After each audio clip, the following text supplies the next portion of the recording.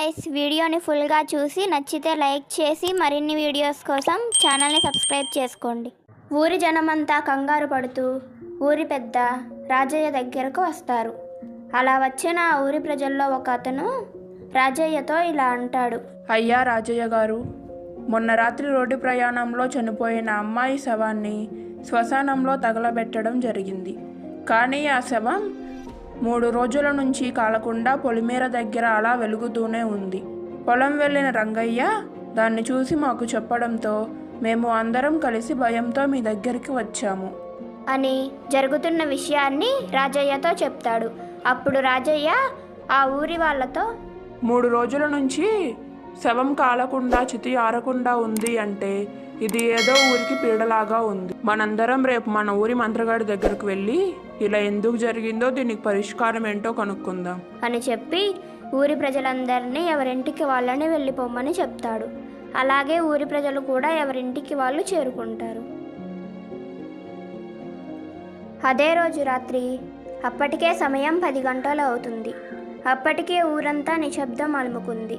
చీకటి పొరలలో నుంచి చంద్రుని వెలుగు ఊరి మీద కొంచెం కొంచెంగా పడుతూ ఉంది.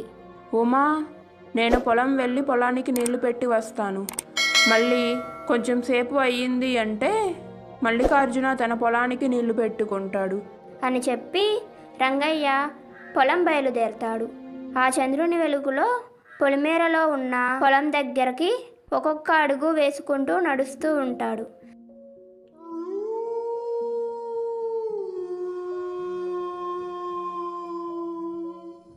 దూరంగా నక్కల అరుపులు వినిపిస్తూ ఉంటాయి. ఏంటి, మా పొలంలో ఎప్పుడూ వినిపించని నక్కల అరుపులు ఇప్పుడు కొత్తగా వినిపిస్తున్నాయి? ఏమోలే, పొలంలోకి ఏమైనా నక్కల గుంపు వచ్చి ఉంటుంది. రేపు అందరితో చెప్పి ఆ నక్కల గుంపుని ఎలాగైనా తరిమేయాలి అని అనుకుంటూ నడుస్తూ ఉంటాడు.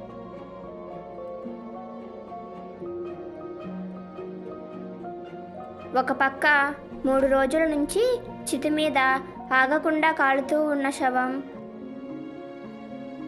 ఆ చితి మీద నుంచి ఒక్కసారిగా లేచి నడవడం మొదలు పెడుతుంది. పొలం వైపు నడుస్తూ ఉన్న రంగయ్యకి తన వెనక ఎవరో నడుచుకుంటూ తనని గమనిస్తూ తన వైపు వస్తున్నట్లు గజ్జల శబ్దాలు వినిపిస్తూ ఉంటాయి.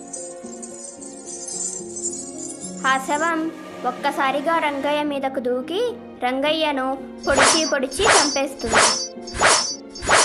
తర్వాతి రోజు ఉదయం వేణు తన పొలానికి నీళ్లు పెట్టడానికి వెళ్తూ ఉండగా రంగయ్య పొలంలో రంగయ్య కత్తిపోట్లతో పడిపోయి ఉండడాన్ని గమనించి ఊరి ప్రజలందరినీ అక్కడికి పిలుచుకొని వస్తాడు. వారు రంగయ్య చనిపోయినట్లు నిర్ధారించుకుంటారు.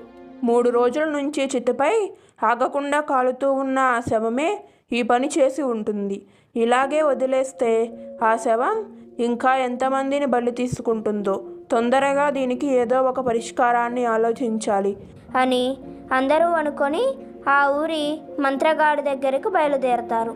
మంత్రగాడి దగ్గరకు చేరుకున్న ఊరి ప్రజలంతా ఆ మంత్రగాడితో ఇలా అంటారు. చూడు రఘువయ్య, మా ఊరిలో 4 రోజుల క్రితం ఒక అమ్మాయి చనిపోయింది.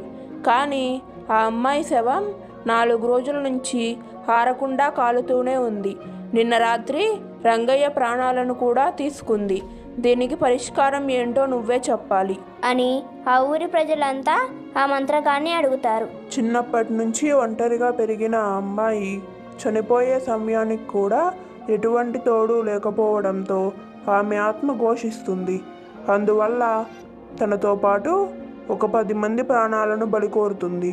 ఇంకా 9 మంది ప్రాణాలను బలి తీసుకోవడానికి ఆత్మ ప్రయత్నిస్తుంది. వచ్చే అమావాస్యలోగా అది 9 ప్రాణాలను బలి తీసుకుంటుంది. అలా జరగకుండా ఉండాలి అంటే ఊరి ప్రజలు అంతా జాగ్రత్తగా ఉండాలి. పొలం పనులు ఏమైనా ఉంటే లేదా బయట పనులు ఏమైనా ఉన్నా కూడా అన్నీ ఉదయం పూటే పూర్తి చేసుకోవాల్సి ఉంటుంది. రాత్రిపూట ఎవరూ బయటకి రావద్దు. అలా వస్తే మిమ్మల్ని ఎవరూ కాపాడరు. ఆ శవం మిమ్మల్ని బలి తీసుకుంటుంది. వచ్చే అమావాస్య ఇంకా 20 రోజులు ఉంది. 20 రోజులు మీరు జాగ్రత్తగా ఉండండి. తరువాత దానికి జరగాల్సిన పరిష్కారాలు చేసి అమావాస్య రోజు ఆ శవాన్ని మన లోకం నుంచి దూరం చేయొచ్చు అని ఆ మంత్రగాడు ఊరి ప్రజలకు చెప్తాడు. తరువాతి రోజు రాత్రి కూడా ఊరంతా ఆ శవం అరుపులు, కేకలు, ఏడుపులు అన్నీ ఆ ఊరి ప్రజలకు వినిపిస్తూ ఉంటాయి. అలాగే రోజులు గడుస్తూ ఉంటాయి. అమావాస్యకి ఇంకొక రోజు ఉంది అనగా అదే రోజు రాత్రి ఊరిలో మొత్తం గాలివానతో కూడిన వర్షం పడుతూ ఉంటుంది.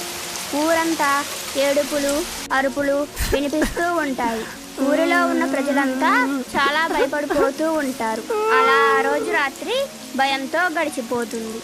తరువాతి రోజు ఉదయం అమావాస్య రోజు మంత్రగాడు ఆ ఊరిలోనికి వస్తాడు. ఈ రోజుకి 19 రోజులు పూర్తయింది. ఈరోజు అమావాస్య కూడా వచ్చేసింది. నేను ఆ అమ్మాయి చనిపోయిన ప్రదేశం దగ్గరకు వెళ్ళి ముగ్గు వేసి ఉంచుతాను. మీరు వెళ్ళి 9 నల్ల కోడిలు, 3 కొబ్బరికాయలు తీసుకొని ఆ అమ్మాయి చనిపోయిన ప్రదేశం దగ్గరికి రండి అని ఆ మంత్రగాడు ఆ ఊరి ప్రజలతో చెప్తాడు.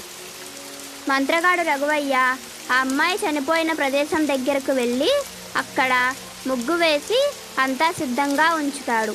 ఊరి ప్రజలు రఘువయ్య చెప్పినట్టుగానే 9 నల్ల కోడిలు, 3 కొబ్బరికాయలు తీసుకొని రఘువయ్య ఉన్న ప్రదేశం దగ్గరికి చేరుకుంటారు.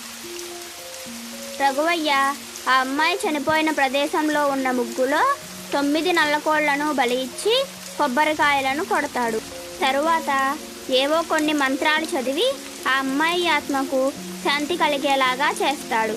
ఒక అరగంట తరువాత ఊరిలో ఉన్న ఒక వ్యక్తిని ఆ చితి దగ్గరకు పంపించి ఆ చితి ఆరిపోయిందో వెలుగుతుందో చూసి రమ్మని పంపిస్తాడు. ఆ వ్యక్తి వెళ్ళి చూసి ఆ చితి వెలగడం ఆగిపోయినట్లు గమనిస్తాడు. అదే విషయం ఊరిలో ఉన్న ప్రజలకి మరియు మంత్రగాడు రఘువయ్యకి ఆ విషయం చెప్తాడు.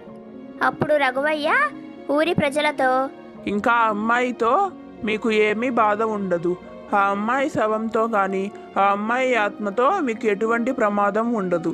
మీరు సంతోషంగా జీవించవచ్చు అని రఘువయ్య ఊరిలో ప్రజలకు చెప్తాడు. అప్పటి నుంచి ఊరిలో ప్రజలు అంతా ఎటువంటి భయాలు లేకుండా సంతోషంగా ఆ ఊరిలో జీవిస్తూ ఉంటారు. హాయ్ గైస్, వీడియోని ఫుల్గా చూసి